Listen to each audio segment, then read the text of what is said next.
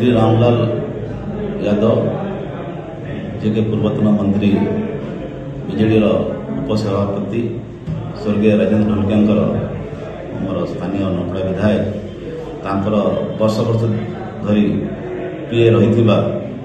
रामलाल वंश काली कांग्रेस राज्य सभापति श्रीयुक्त भक्तचरण दास तत्संगे संगे कांग्रेस स्टेट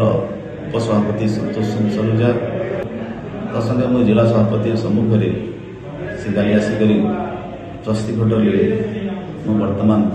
कांग्रेस जॉइन करी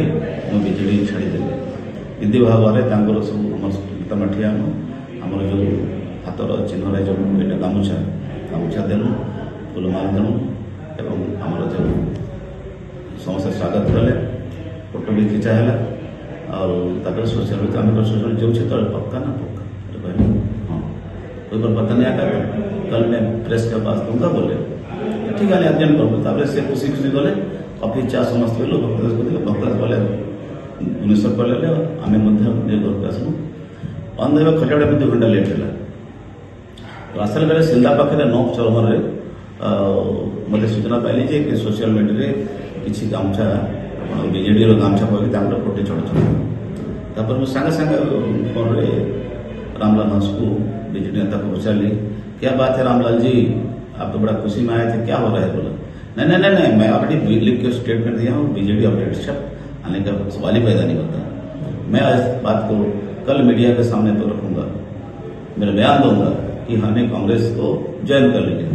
नहीं देखु काली यादव ग्रुप रे गुड़ाए सागे सागे मेसेज कले गला कि यादव रे आम सागे आसबार